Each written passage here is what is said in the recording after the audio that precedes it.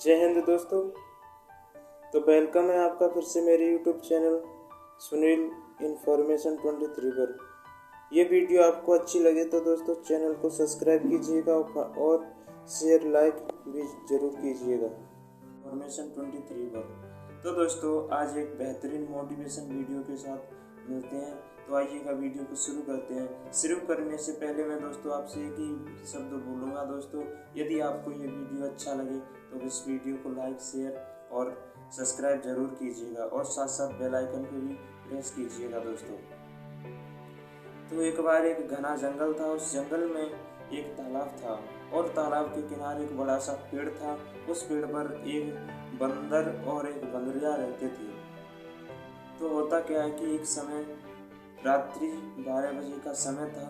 तो भविष्यवाणी होती है कि बंदरिया सुनती है उस भविष्यवाणी को और भविष्यवाणी में बताया जाता है कि हे बांदरी, यदि आज सुबह 4 बजे तुम इस तालाब के अंदर स्नान करोगी तो आप रानी बन जाओगी और आपका जो बंदर है वो स्नान करेगा तो वो राजा बन जाएगा। लेकिन इस बात को रानी को यकीन हो जाता है तो रानी को नींद नहीं आती है दोस्तों। उस बंदरिया को नींद नहीं आती है तो उस बंदरिया ने उस बंदर से कहा कि हे स्वामी, हे प्राणनाथ, मेरी एक बात सुनो। बंदर ने जवाब दिया, हाँ बोलो। तो उस बंदरिया ने उस बंदर से कहा, हे स्वामी, मुझे आज एक आकाश से भविष्यवाणी हुई है जिसमें बताया गया है कि जो भी इस तालाब के अंदर आज स्नान करेगा सुबह 4 बजे वो राजा बन जाएगा और जो यानी कि मैं हूँ वो रानी बन जाऊंगी। तो बंदरा ने जवाब दिया कि पागल बंदरी, ऐसा नहीं होता है, ये भविष्यवाणी कुछ नहीं होती है। तो उस बंदर को बिलीव नहीं था दोस्तों। तो होता क्या है कि जैसे ही जब बंदरिया ज़्यादा हट पकड़ती है तो बंदर मान ही जाता है और बोलता है चलो आप नहीं मानती हो तो इसमें हम छलांग लगा ही लेते हैं दोस्तों। लेकिन इसके बाद होता क्या है, जैसे ही सुबह हुई तो बंदरिया को तो नींद नहीं आई, लेकिन बंदर उसी पेड़ पे सो रहा था। लेकिन बंदरिया ने बंदर को जगाया तो कहा, हे बंदर राजा, सुबह हो गई है, इसलिए आप ऐसा करो कि आप हम दोनों चलो मिलकर स्नान करते हैं और आप राजा बन जाओगे, मैं रानी बन जाऊंगी। लेकिन उस बंदर ने कहा, ठीक है, अभी छलांग मारते हैं।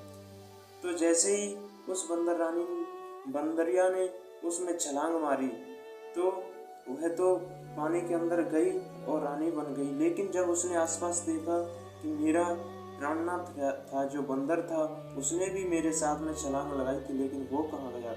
ये देखकर वह बंदरिया घबरा जाती है और इधर उधर चारों तरफ देखती है, बंदर नहीं दिखता है। पानी के अंदर जाती है लेकिन बंदर नहीं दिखता है दोस्तों।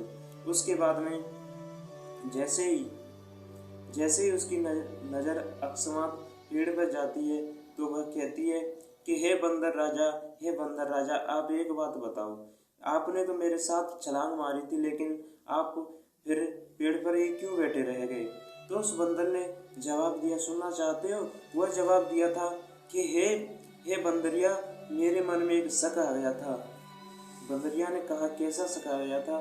कि मुझे शक आया था कि मैं इस तालाब के अंदर छलांग मारूं तो यदि राजा ना बना तो, क्योंकि मैंने और सोचा था कि हम इस तालाब के अंदर तो रोजाना ही छलांग लगाते हैं और इस तालाब के अंदर आज छलांग लगाने से क्या राजा बन सकते हैं। तो मेरे अंदर ऐसा शक आ गया था, इसलिए हे रानी, मैंने इसमें छलांग नहीं लगाई। तो उस बंदरिया ने जवाब दिया, हे प्राणनाथ, यदि आप छलांग लगा लेते और इस पानी के अंदर कूद जाते तो क्या पता आप राजा बन जाते। अगर राजा नहीं बनते तो भी क्या होता राजा, तो भी क्या होता। अगर नहीं भी बनते राजा तो बंदर के बंदर तो रहते कहाँ,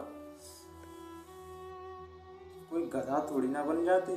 तो ये शब्द सुनकर बंदर ने जवाब दिया, हे बंदरिया, मेरे से मन में बहुत बड़ा शक आ गया था, इसके लिए मुझे पश्चाताप है।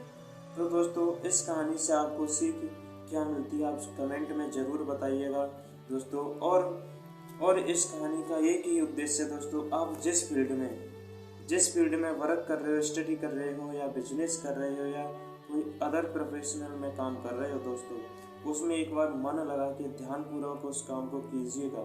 हो सकता है दोस्तों उसमें आपको सफलता देरी से मिले, बट सफलता ज़रूर मिलेगी, क्योंकि आप जैसे ही शक करोगे तो दोस्त कुछ नहीं मिलेगा। जिस प्रकार उस बंदर को नहीं मिला, आपको भी कुछ नहीं मिलने वाला है।